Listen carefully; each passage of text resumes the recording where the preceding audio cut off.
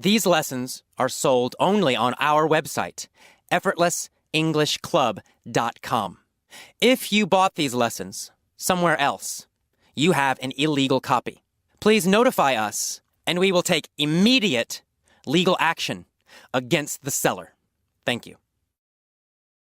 Hi, this is AJ Hogue, director of the Effortless English Club. Welcome to our new set of lessons. These are called the Power English lessons.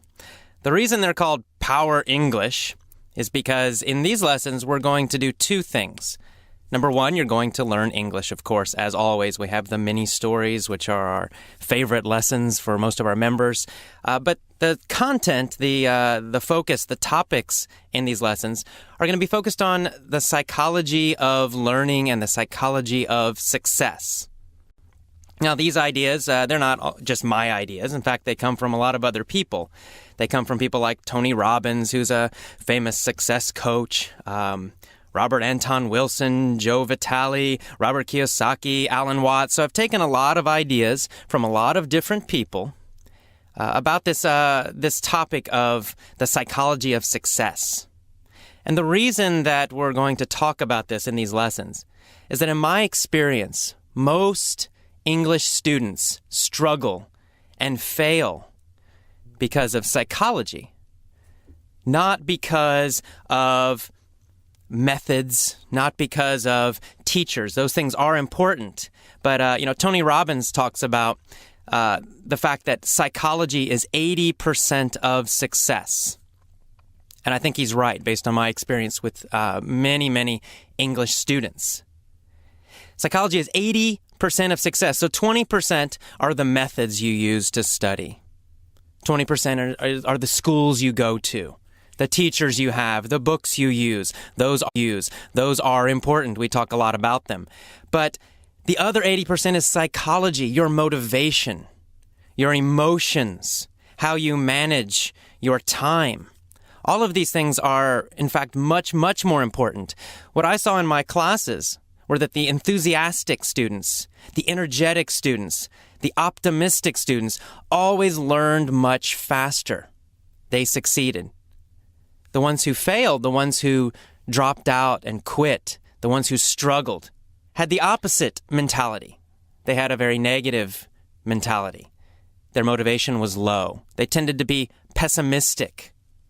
They felt that they weren't good at English. They had ideas that English was very tough, very difficult. They struggled. They didn't have enthusiasm for English. They didn't love English. So in these lessons, we're going to talk about how can you manage your emotions? How can you develop that strong, powerful, enthusiastic attitude towards English? How can you maintain it so that you don't get bored? So that, in fact, you get stronger and stronger with English, and your psychology gets stronger, and you succeed. You reach your goals. You speak fluently, effortlessly. So among teachers, English teachers, language teachers, this topic is called non-linguistic factors. Non-linguistic factors. So what non-linguistic factors means is things that are not related to language learning directly. When we talk about language learning research, when we talk about the best methods to use when you learn English, those are linguistic factors, right? They're related to the language. Non-linguistic factors means not related to the language. This has nothing to do with English. It's more about psychology. Motivation, for example, is a non-linguistic factor. So that all it really means is just emotional factors. And there are actually many research studies about this topic. Dr. Stephen Krashen down in Los Angeles, probably, again, the expert in language acquisition, language learning, has done many studies, and he has also looked at many studies, and he's found that non-linguistic factors are equally or, in fact, more important than the linguistic factors to determine who is successful ultimately. What that means is that things like your emotions, things like your peer group, the community that you belong to, your feelings about English are as important or more important than the methods you're using to learn English. So how are we going to do this? How are we going to learn? Well, one of the things we have to do is create a daily English ritual. You need to engage your physiology. That means you need to engage and use your body. You need to engage and use your subconscious. That's how you start to affect and strengthen your psychology. So we have to strengthen our psychology. What does that mean? Really, it means affecting your body and your mind at the same time so that you actually feel better. Your emotions are happier while you're learning English. And I know this is the opposite of what you learned in school. You probably didn't feel very happy when you were sitting in your English classes. But when you're learning with Effortless English, it's very important for you to feel happy, for your body to feel good, for your mind to feel good, for you to emotionally enjoy the process of learning English. Of course, it's just more fun. You're going to like it a lot better. But the other benefit is that you actually will learn faster. You'll improve your grammar faster. You'll improve your pronunciation faster. You'll remember vocabulary words better, longer, and faster when you feel good. So there's a very practical reason for doing this too. So we're going to talk a lot in detail in these lessons about how to do this. But just right now, during this introduction, let's talk a little bit about a daily plan, something you could do immediately, right now, today, to start improving your success with English by changing your psychology. So here's a little ritual, a little plan you can follow every day to start improving, to start feeling better, and then therefore improve your motivation and to learn English faster and faster and faster, better and better and better. And it's very simple. So the first thing you're going to do is when you get up in the morning, the first part of this plan, this daily plan, you want to get into a peak emotional state. Peak means top. For example, the top of a mountain. When we talk about a top of a mountain, the very top we call the peak. So we're saying a peak emotional state means a top emotional state or top emotional feeling. It means you want to feel great, not just good. You want to feel really great. It's the first thing you need to do before you listen to any English lessons, before you study. You want to first be sure that you feel great. How can you do it? Well, it's really easy. I recommend, for example, using music. And I actually do this myself in the morning, most mornings. I will put on some great, exciting music that I love, jump around, act like a crazy person, and get myself feeling energetic and happy. Do that first before you listen. So move your body, smile. We're going to talk about this more in detail in later lessons. But just for now, every morning when you get up, first put on some music, some energetic, happy music that you like. Smile, move around. Do that for maybe 5 minutes, maybe 10 minutes. Then when you're feeling really great, your body's moving, you feel like you have energy, you're happy, then start your English lesson. The first thing you want to listen to is the main article, the main audio. That's how you're going to use these lessons. So the first thing is listen to the main talk. And you can read this as well the first time. If you cannot understand easily, you can read the transcript and listen at the same time. Do this perhaps 2 times a day, starting with the main story and reading. Use a dictionary if you need to look up new words. Next, listen to the vocabulary. So in the vocabulary, again, I will discuss the meanings of some of the difficult words that I used. And again, you can read the transcript of that vocabulary lesson. There's always a transcript you can read. If you can't understand my speaking, if I'm too fast, then read at the same time. It's okay. Next, you'll listen to the mini story. And the mini story is the most important lesson. The mini story is designed for deep learning. In the mini story, I'm going to ask a lot of very easy questions while I tell a story. In fact, I really ask the story. I don't tell the story. Why am I doing this? Students ask me, well, why are the questions so easy? Well, the questions are supposed to be easy because I want you to answer fast and automatically. I want you to train your brain, teach your brain to answer very quickly. I don't want you to translate from your language to English or from English to your language. It's a bad habit. It'll make you speak very slowly. I want you to just answer quickly, automatically, very fast. So that's why I ask so many questions, like questions again. Very easy. Your job, answer the questions quickly. You can answer with only 1 or 2 words. It's okay. Short answers are fine. You don't need to answer with a big, long sentence. In fact, short is better. So that's the order that you're going to follow. You're going to listen to the main article first, 1 or 2 times. You can read as well if you need to. Then you're going to listen to the vocabulary 1 or 2 times each day. And then finally, you're going to listen to the mini story 1 or 2 times or more. You can also read the transcript for the mini story in the beginning. Now, another important point when you're listening to these lessons, do not study them. Don't struggle to memorize. Just relax and listen. If necessary, you can read as well, as I said, if you need to. But relax. You're not trying to memorize anything. Just let it come in. Let the English come into your ears and into your eyes. Don't think about it. Don't analyze it. Do not think about grammar. The mini stories will help you learn grammar subconsciously. So don't interrupt that process by trying to analyze it. Don't think about grammar rules. You want to learn like a native speaker, and that means you're going to learn the patterns of English in these mini stories. You might not be able to explain them, just like native speakers usually cannot explain grammar rules. But that's okay. You want to be able to use them correctly. That's the important part. So again, you want to relax.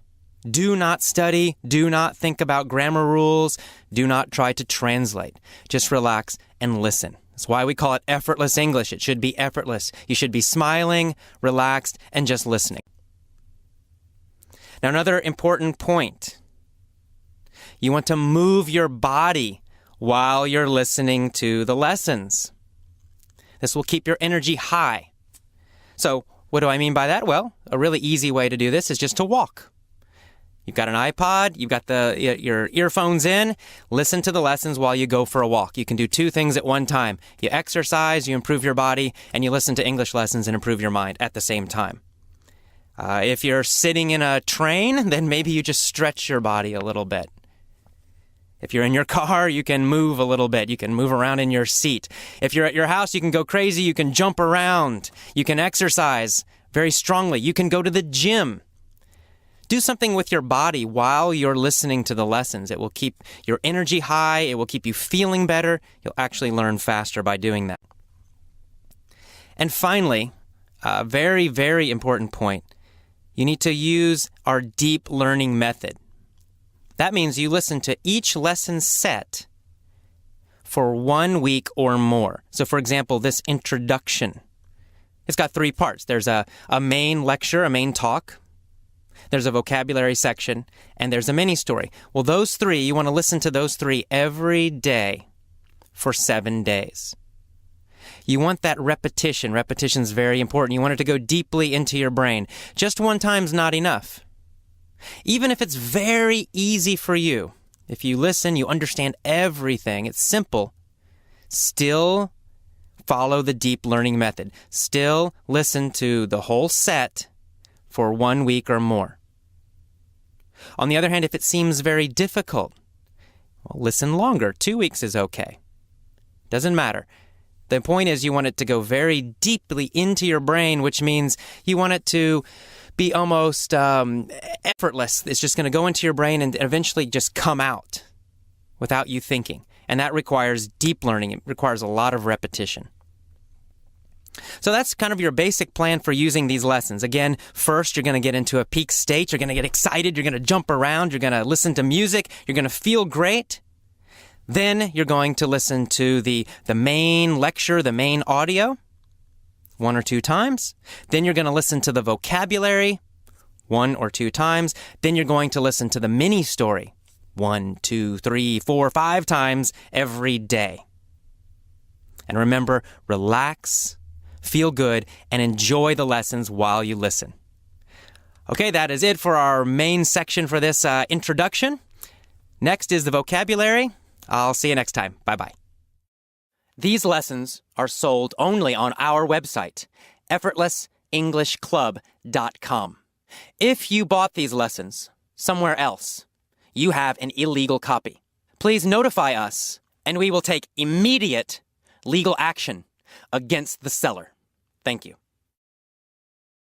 Hello, welcome to the vocabulary for the Introduction to Power lessons. Let's start. Okay, let's talk about our first word is linguistic. Linguistic. Linguistic means related to language or about language. It's an adjective. So, linguistic factors. I mentioned linguistic factors. A factor is an element. For example, it's a piece of something. So linguistic factors means elements about language, elements related to language. Or even more simply, things. Things related to language. And then in this talk, I talk about non-linguistic factors. Of course, non means not. It's negative. So non-linguistic factors means things not about language. Things not related to language. So in the talk, I'm talking about, for example, 2 different things. One are emotional factors, right? Emotional elements, emotional things. And then the other is linguistic factors. So for example, study method. That's a linguistic factor. It's connected to language learning very directly. It's a linguistic factor. It's a language-related thing. On the other hand, emotion is not directly related, is not directly connected to language learning. At least most people don't think so. So it's a non-linguistic factor. All right, great. So that's linguistic and factor. Let's talk about next subconscious. I mentioned the word subconscious. Sometimes you hear the word unconscious is another synonym for that. But subconscious means something that is under your normal thinking. So for example, if you're quite hungry, suddenly you find that you're hungry, but you're busy, you're thinking about something else. You're reading a book, but kind of under your thinking, you have this idea, I'm hungry, I'm hungry, I'm hungry. It's not a conscious thought. It's not a strong, direct thought. It's not at the top of your brain. Okay, sub means under or below. So it's kind of in the bottom, the back of your brain, this sort of quiet, small voice, or this quiet, small thought. So that's subconscious. So I mentioned that you want to engage your subconscious. To engage means to use. To use or to, it's like turn on. So to turn on your subconscious. To use your subconscious, to engage your subconscious. It means you want to use those emotions that are in the back of your brain or the bottom of your brain. You want to use that quiet voice. You want to use those strong emotions that are kind of in the back because they're very powerful. So engage your subconscious means use those. It means choose to use them in a powerful way. I also talk about engaging your physiology. Physiology. Physiology means related to the body. So it's related to the word physical. Right? Physical means body, something that is connected to your body or in your body. Okay, not your brain, not your mind. It's body. And physiology, again, is a similar idea. Physiology means what is happening in your body. It's the systems in your body. It's the parts of your body. So again, engage your physiology means use your body, right? Engage is turn on or use. Physiology, body. So engage your physiology. Engage your body. Use the parts of your body. Use the systems in your body. That's what that means. All right, great. Next, let's talk about the word peak. So peak I mentioned in the main story. Peak means top. Now, often we use this to describe, for example, a mountain. The very top of a mountain, we say it's the peak, the mountain peak, or the peak of the mountain. It's the very top part. We also use it in the phrase peak performance. Of course, performance means performing or doing something. Peak means top, so it means doing something in a top way, in the very best way. Sometimes we use this with sports. Say he is a peak performance athlete. He's a top performing athlete. He's the very best performing athlete. So that's, again, peak meaning top, very top, or sometimes meaning best. Okay, so peak meaning top, so emotional state. I talk about peak emotional state. So top or best, peak. Emotional, of course, feelings. And state. State means kind of your situation or experience. So an emotional state means it's the general emotional feeling you have right now. So I might say, I'm in an angry, emotional state. That means it's kind of a long-term idea. It means generally, for some time, I feel angry. Now, this is a very formal kind of academic or intellectual way to say I'm angry. Okay? So this is a little bit more formal kind of English. But again, an emotional state. It's a general emotional feeling, and it has a little bit of the idea of a long time. So a peak emotional state, a top or best emotional state, it means feeling very good for a while. Right? Say, I'm in a peak emotional state. I'm feeling very good for some time. Okay, now that is the vocabulary lesson for the introduction to power. Of course, if there are other words you did not understand, you can use the text, use the transcript, and a dictionary, and just find the word in your dictionary and write it on the text, and you can learn more vocabulary that way. It's very difficult for me to guess exactly which words you know and which words you don't know, because every student is different. So I will cover some of the main words, the words I think are quite important. But if there are other words you don't know, just use the text and a dictionary and write the meaning on the text. It's fine. Okay, I will see you next for the mini story. Thanks, and see you again soon. Hi, this is AJ Hogue. Welcome to the mini story for Introduction to Power English. Let's get started. In the mini story, I will tell a kind of strange, funny, stupid story.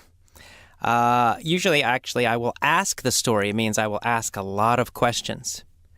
The reason I ask these questions is to get a lot of repetition so that the grammar structure, the grammar pattern, will go into your brain deeply because you're getting again and again and again. You don't need to think about it. Just relax, listen to the story, answer the questions quickly. If you need to, you can pause your iPod, pause your computer, and answer the questions. Or if it's too fast, just listen. You don't have to speak. Speaking is optional. If you can do it, if you want to answer the questions, great, shout them out. If you don't, if it's too difficult or you're in a train with other people, it's fine. Just listen and relax. It's okay too. Okay, let's start. There was a beautiful woman named Sophie. Sophie had to play Tiger Woods in golf in just 1 month? Who had to play Tiger Woods in golf in just 1 month? Well, Sophie. Sophie had to play Tiger Woods in golf in just 1 month. What kind of woman was Sophie? Sophie was a beautiful woman. Who did she have to play? Tiger Woods. She had to play Tiger Woods. Who had to play Tiger Woods? Sophie. Sophie had to play Tiger Woods. In tennis, right? No, not in tennis. In golf. Sophie had to play Tiger Woods in golf. When did Sophie have to play Tiger Woods in golf? In 1 month. Sophie had to play Tiger Woods in golf in just 1 month. Was Sophie worried or was Sophie happy? Well, Sophie was worried. Why was she worried? Well, because Tiger Woods is the #1 golfer in the world. And Sophie was not good. Was Sophie a good golfer? No. Sophie was a terrible golfer, in fact. Was Tiger Woods a good golfer? Well, yes, of course. Tiger Woods was a great golfer, and he still is a great golfer. So, Sophie went to Japan. Where did she go? Japan. Sophie went to Japan. Who went to Japan? That's right, Sophie. Sophie went to Japan. Why did she go to Japan? Well, to find a golf coach. Of course. She went to Japan to find a golf coach. Where did she go to find a golf coach? To Japan. She went to Japan to find a golf coach. To find what? A golf coach. She went to Japan to find a golf coach. She found a coach named Yoda. What was the coach's name? Yoda. The coach's name was Yoda. Was the coach's name Bob? No, the coach's name was not Bob. The coach's name was Yoda. Whose name was Yoda? Well, the coach's name was Yoda. What was Yoda? Yoda was a golf coach. He said, "I can help you learn golf, Sophie." He said, "If you use your subconscious, you will become a golf master." What did Yoda say? He said, "If you use your subconscious, you will become a golf master." What did Sophie need to use? Her subconscious. Yoda said, "If you use your subconscious, you will become a golf master." So if she used her subconscious, what would she become? A golf master. He said, if you use your subconscious, you'll become a golf master. Would she become a tennis master? Or would she become a golf master if she used her subconscious? Well, if she used her subconscious, of course, she would become a golf master. What did she have to use? her subconscious. She had to use her subconscious to become a golf master. Who said this to Sophie? Yoda. Yoda said this to Sophie. What did he say? He said, if you use your subconscious, you will become a golf master. So Sophie tried to use her subconscious. She closed her eyes every time she played golf. Yoda said, use your subconscious. Close your eyes. Unfortunately, it didn't work. Did Sophie become a golf master? No, she didn't. She did not. Every time she hit the ball, it went into the trees. Did Sophie try to use her subconscious? Yes, she did. She tried to use her subconscious. She closed her eyes and tried to use her subconscious. When she tried to use her subconscious, was she successful? No, she wasn't. She was not successful when she tried to use her subconscious.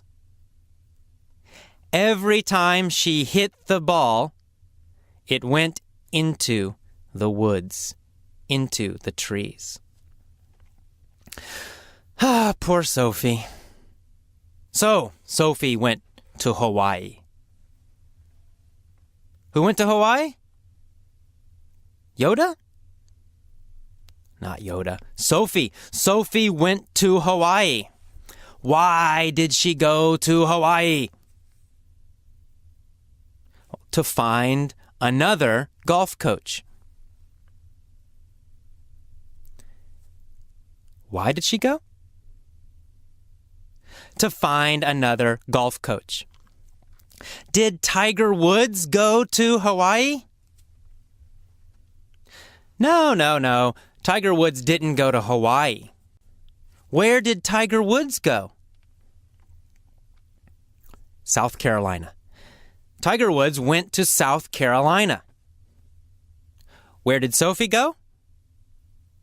She went to Hawaii. Why did Tiger Woods go to South Carolina? Well, to find a coach. He also wanted a golf coach. He found an Army golf coach. The Army golf coach said, you must run 30 miles every day. Did Tiger Woods close his eyes when he played golf? No. He didn't try to use his subconscious. Tiger Woods ran 30 miles every day. He did not try to use his subconscious. Sophie had tried to use her subconscious. Tiger Woods did not. So Sophie went to Hawaii, and she found a surfing golf coach named Farley. What kind of golf coach did she find? A surfing golf coach. Who found a surfing golf coach? Sophie. Sophie found a surfing golf coach. He said, if you practice and surf every day, you will always succeed. What did she have to do? She had to practice golf while surfing. Did she have to practice golf and surfing at the same time or at different times? Well, at the same time. She had to practice golf while surfing at the same time as surfing. So she got on the surfboard, she was surfing, and she was trying to play golf at the same time. Who was trying to practice golf while surfing? Tiger Woods? No, not Tiger Woods. Sophie. Sophie was trying to surf while playing golf. She was trying to play golf while surfing. Was she successful? No, unfortunately not. She got very wet, but she did not improve. Was Sophie successful practicing golf and surfing? No, she wasn't. She fell into the water every time she got wet. She was still a terrible golfer. Was Tiger Woods still a terrible golfer? No, of course not. Tiger Woods was still a great golfer, the best golfer. So who was still a terrible golfer? Sophie. Sophie was still a terrible golfer. She had tried to use her subconscious, and she failed. She had tried to surf and play golf, and she had failed. Now she was very worried. Only one more week to play Tiger Woods. She went to San Diego. Why did she go to San Diego? Well, of course, she went to San Diego to find another golf coach. Why did she go? To find another coach. She went to Tony Robbins. Who was Tony Robbins? Tony Robbins was a peak performance coach. Was he a peak performance coach? Or did he teach people to do things badly? Well, of course, he was a peak performance coach. He taught people to do things very well. Who was a peak performance coach? Tony Robbins. Tony Robbins was a peak performance coach. Was Sophie a peak performance coach? No, she wasn't. Sophie was a terrible golfer. Tony Robbins was a peak performance coach. Sophie said, "Help me, Tony, help me." Tony said, "If you engage your physiology, you will be a master." What did he say? He said, "If you engage your physiology, you will be a master." Did Tony want her to use her mind, her brain? No. He said, if you engage your physiology, you will be a master. Your body. Did he want her to use her body very well, or did he want her to use her mind, her brain, very well? He wanted her to use her body, her physiology. He said, if you engage your physiology, if you use your body, you will be a master. Who wanted Sophie to engage her physiology? Tony Robbins. Tony Robbins wanted Sophie to engage her physiology. Tony Robbins wanted Sophie to use her body correctly in a peak performance way. Tony taught her to get into a peak state. Did he teach her to feel bad?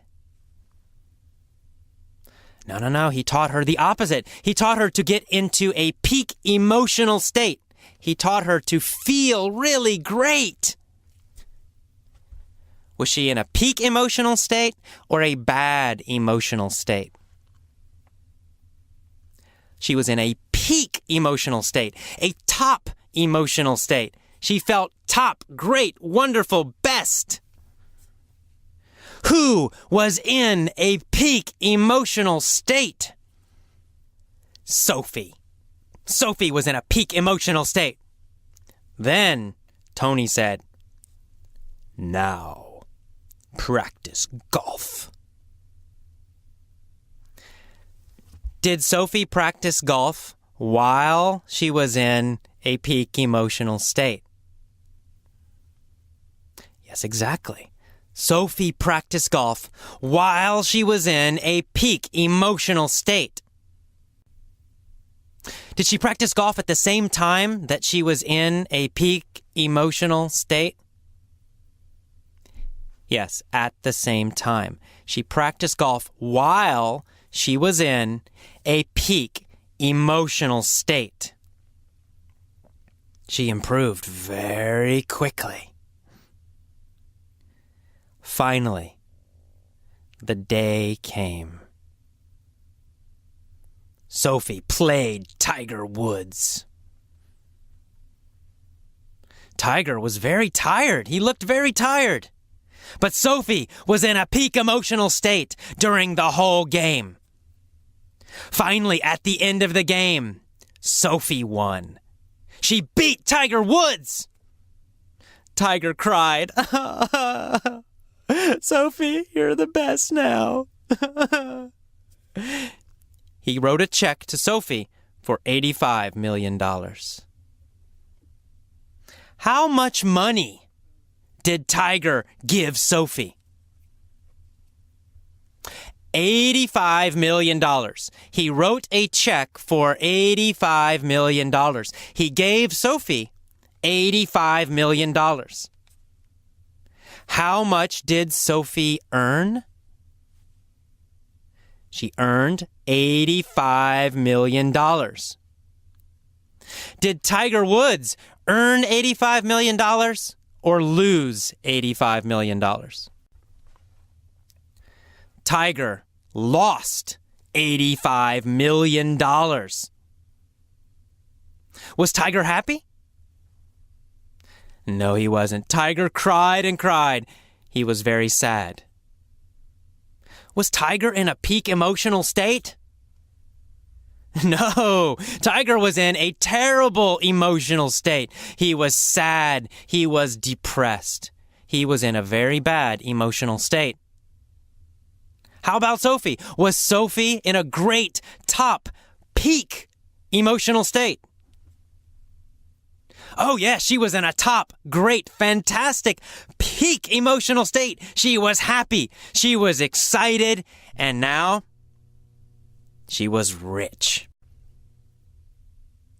Okay, that is the end of the mini story for the Introduction to Power English. Again, listen to this mini story once or twice every day for 7 days or more. The questions, the repetition will help you effortlessly learn the vocabulary, and you'll be learning grammar too. It's kind of a secret grammar method. Don't think about the grammar. Please do not think about it.